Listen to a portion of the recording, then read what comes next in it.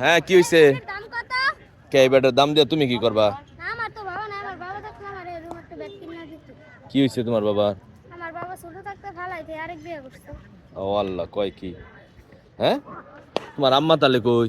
আম্মা খাম্বার কাজ করে, আমার তো এত টিয়া দেয় না, খাম্বার কাছেও দিন 400 তোমার টাকা দেয়। তোমার আব্বা মানে এমনি আসেও না, দেখতেও আসে না? না, আরেক বলে ডাক দেয়। আর ঢাকা থাকে? এমনি মোবাইল নাম্বার নাই তোমার আব্বার? যোগাযোগ হয় না? তো আমার তো মোবাইল নাম্বার আছে, আব্বাই ফোন দেয় না, কথাই বলে। তোমার এই ব্যাট দাম দিয়ে তুমি কি করবা? হ্যাঁ আমার তো এটা ব্যাট একটা কেনার শখ, কিন্তু আব্বা নাই, হ্যাঁ, কিনা দিবি। কিনার শখ? কেনার শখ, কিন্তু আব্বা নাই, কিনা দিবি। আসলে আমি আসছিলাম আমার বাচ্চার সাথে এই সার্কিট হাউস মাঠে এইখানে ব্যাডমিন্টন খেলতে। তো বাচ্চাটা এখানে যে ক্রিকেট খেলতেছিল, এই যে এখানে ক্রিকেটের প্র্যাকটিস চলতেছিল এইখানে। তো তার সাথে আমার এই বাচ্চাটাকে ব্যাট দিয়ে বললাম একটু খেলাধুলা করার জন্য। তো তারা খেলতে খেলতে আসলে এই ছেলেটা তার অবচেতন মনে আইসা আমাকে বলতেছে এই ব্যাটের দাম কত। তো আমিও আবেগপ্রবণ হয়ে গেলাম এবং এই ব্যাটের কথা, হ্যাঁ, শুনে আমার সেই ছোটবেলার একটা কথা মনে পড়ে গেল। তো আমরাও আমাদের গ্রামের বাড়িতে আমার আব্বা ট্রেনিং এ যখন গেছে তখন আমাদের রাইখা গেছিল আমার নানার বাড়িতে দাদার বাড়িতে মিলা আমরা থাকছি। তখন দাদার বাড়িতে যখন থাকি, আমার তো দাদা নাই, আমার আব্বার বড় ভাই ছিল। তখন যখন ওই যে একসাথে থাকতো, তো একটা খেতে ধান কাটতেছে, ধান খেতে তোমার আবার ইঁদুরে ধান খায় না, গর্তের মধ্যে নিয়ে পলায় রাখে। তো ওই গর্তের থেকে ধান তুলছি, খুঁজা খুঁজা ধান তুললে জ্যাঠারে বলছি জ্যাঠা আমার একটা ব্যাট কিনে দিও। তো জ্যাঠার মনে হয় মনে নাই, কিনা দেয় নাই, বুঝছো। পরে আবার গেছি নানার বাড়ি, বুঝছো, নানা করে ওই যে তোমার তখনকার সময় তোমার মরিচ ক্ষেতের মরিচ লাগাইতো। তো নানারে বলছি নানা আমার একটা ব্যাট কিনা দেওয়ার লাগবো। পরে নানা কইছে ঠিক আছে, তোরে এইবার মরিচ তুললা, হ্যাঁ, এক ধরা মরিচ তুললা তোরে মরিচ বিক্রি করে তোরে ব্যাট কিনা দিব। পরে নানা আমারে এক ধরা মরিচ তুললা বিক্রি করে আমারে ব্যাট কিনা দিছে, বুঝছো। তো আসলে আজকে তোমার এই আবেগের কথা শুনা, হ্যাঁ, তোমারও আমি একটা ব্যাট কিনা দিব। হ্যাঁ, বলে তোমাদের থাকো কোথায় তুমি? দাফুন্না। তোমার আম্মা কি করে? খাম্বার কাজ করে। কিসের কাজ করে? খাম্বার। খাম্বার। হাম্বা? টিঙ্গের ঘর মানে না, খাম্বা। হ্যাঁ। খাম্বা তৈরি করে। ও আচ্ছা আচ্ছা, ওই লেবারের কাজ করে। তো তুমি এনে কেমনে আইছো?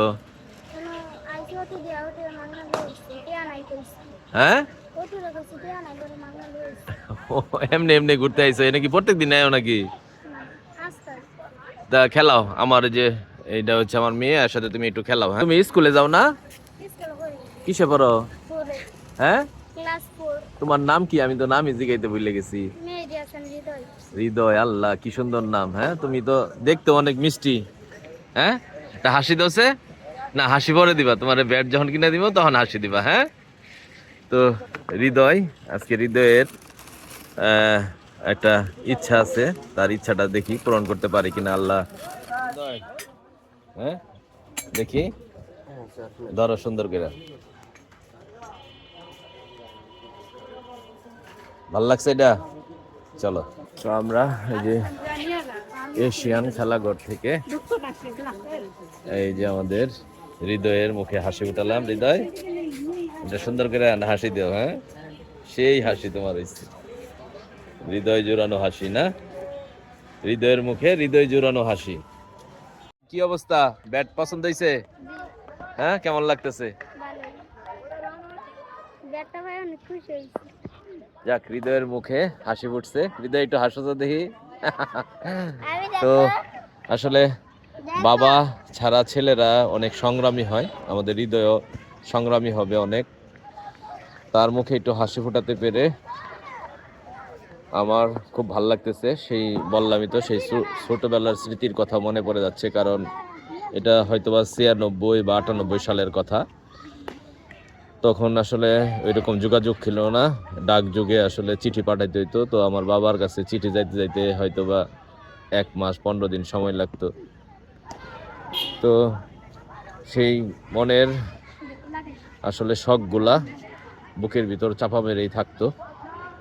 তো তার এই শখটা পূরণ করতে পেরে আমার খুব ভাল লাগতেছে।